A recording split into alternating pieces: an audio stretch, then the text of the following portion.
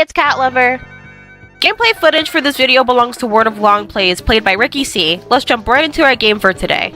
Crash Bandicoot, developed by Naughty Dog, immediately became a recognizable gaming mascot when it was released in 1994. Let me just say, I absolutely love Crash Bandicoot. I may not have gotten to play it when I was a kid, but I did end up getting the N-Sane trilogy in 2017. Despite going into the first game already knowing some things, it kicked my ass pretty badly. Of course, I finished it, and a few years later, I played the original Crash 1 on a PS1 emulator. I'll be honest, the original Crash 1 was a lot easier to play than the N-Sane version, and playing it reintroduced my love for the series. There's so much about the games that make them so fun and difficult, but in a fair way. So let's talk about it, from the beginning.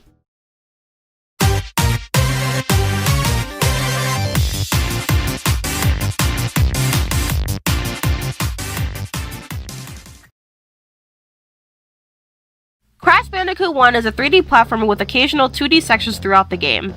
You control Crash, a mutated Bandicoot, whatever that is, and go on a quest to save your girlfriend from the clutches of the evil Dr. Neocortex.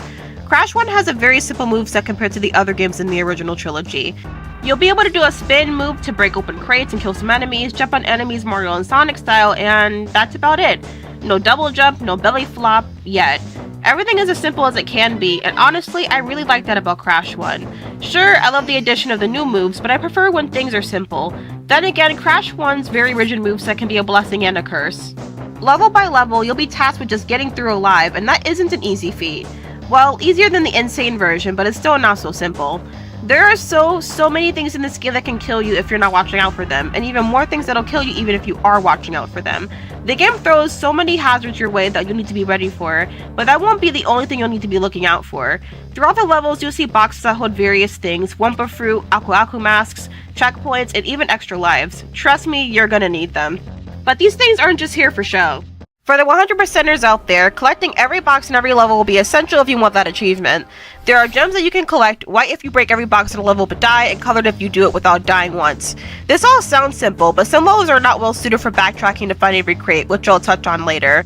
When going for all the crates, you need to make sure to sweep through the special stages for them too. They can only be accessed when you collect 3 icons in a level, usually of a character's face. There are 3 types of icons: Tawnas, Embryos, and Neocortexes. Most of Tawna's stages aren't difficult, but good god will the other ones make you want to rip your hair out. If you complete the Neocortex stages while breaking each crate, you'll be rewarded with the key. These keys can unlock secret levels in the game and give you a little more bang for your buck. Collecting all the gems will help you skip the final boss against Cortex, but if this is the only reason why you're doing it, it's not worth it. The game really wants players to prioritize exploration and getting the full experience of the game, though it doesn't require it. You can blast through the entire game without hitting a single crate. You can play it how you want as long as you get through each level without losing all your lives. I did say that breaking open crates was important, but it's not just for the aspect of 100%ing the game. There is a special ability in Crash that makes the game so much more bearable. Aku Aku, a mask from the Crash, allows you to wear him and take a hit from an enemy or environmental hazard. You're able to get these from crates you'll open, and you can hold up to 2 at a time. Without them, any hit you'll take will kill you. Since this is a PS1 game, lives in this game will make or break your spirit.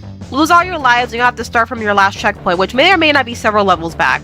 The Wumpa Fruit you'll get from these crates will give you extra lives if you get up to 100, so like I said, it makes the game a lot more bearable. As I stated before, you can do this all at your own discretion.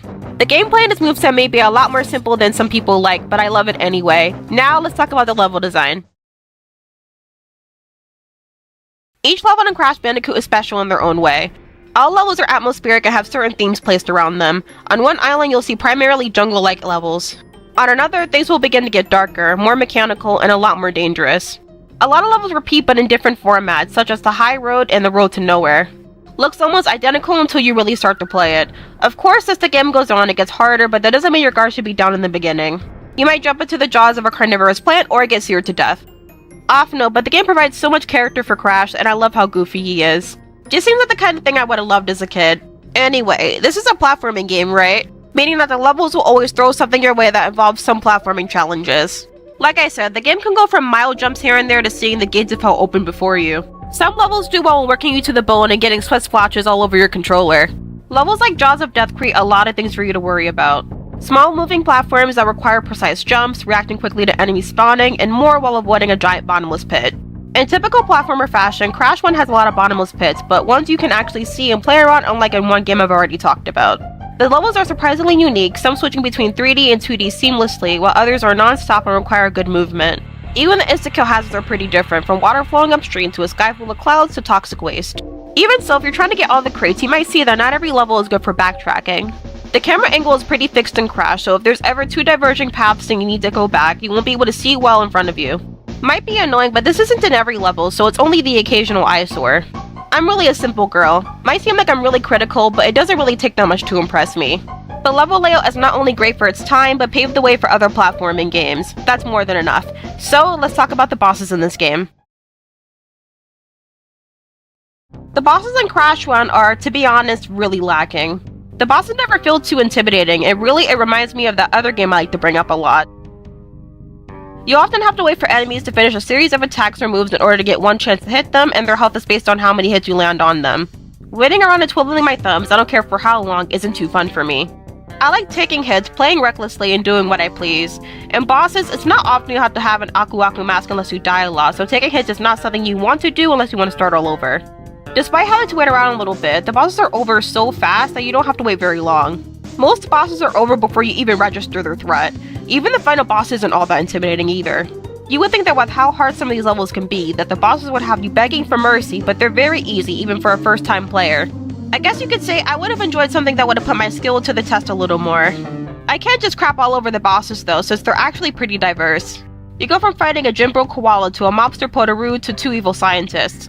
Even today, I've yet to hear something that shouldn't work but does this well. Maybe the bosses being easy was just the game's idea of throwing the player a bone. The bosses may not be nearly as challenging as the levels are, but I couldn't ever say I dislike them. Now, let's do some important comparisons.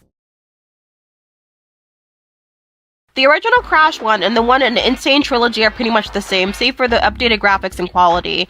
Some people may not notice the difference between the two, but in my experience, there are some slight discrepancies. Crash moves a little differently in the two games. It might just be me, but I feel as though Crash feels like a 10-pound brick in the N-Sane trilogy and like an angel in the original. Of course that's an exaggeration, but he doesn't fall nearly as fast in the original, and this makes for easier platforming. Some of the hitboxes are also different, one example being the boss that gets Embryo. After he gets mutated, you only need to land 3 hits in the middle of his body to beat him, but the N-Sane version of this boss makes a hitbox so narrow you're more likely to die than hit it. There might be other examples of differing hitboxes, but this was the one that gave me nightmares. Some other differences also include how to get the special stages. In the original, you get sent straight there after getting all 3 icons. In the N-Sane version, there's a platform that opens that you need to jump on and acts as a checkpoint if you get through the special stage. This can make for some frustration as there's a chance you'll miss the jump on the platform and die, like what happened to me in Road to Nowhere. Even so, I can't say any of these changes ruined the experience for me. Crash 1 is great and can be thoroughly enjoyed on the PS1 or PS4. It doesn't matter. He's absolutely timeless. Now, let's wrap it up. Crash 1 may not be as widely beloved as Crash 2, 3, or even the 4th installment that came out decades later, but it was the first Crash game I picked up and I'll always love it to death. The gameplay is fun, maybe a bit too simple, but that's fine. Every gaming mascot has to start somewhere, and the somewhere Crash started off wasn't bad at all. If anything, I think it was a great first title. It makes total sense for newer games to do something new to bring old and new players in, and Crash 1 just needed to be an interesting starting point. Not everything is perfect, such as the bosses and the backtracking people want to do, but it's not that bad. The other Crash games may be objectively better, but this one is still my favorite. What can I say? I love games with anthropomorphic animals. The PS1 was truly a breeding ground for amazing franchises, and Crash was one of them. He feels very 90s, if that makes sense. Like a Saturday morning cartoon that you can play. Or I would say that if I was alive in the 90s. Either way, Crash in general deserves way more love than it gets. I'm pissed off and sad the 5th game was cancelled, but I still have hope. Maybe I shouldn't, but I do. What do you think? Let me know. Make sure to like and subscribe. I'm Cat Lover. Peace out.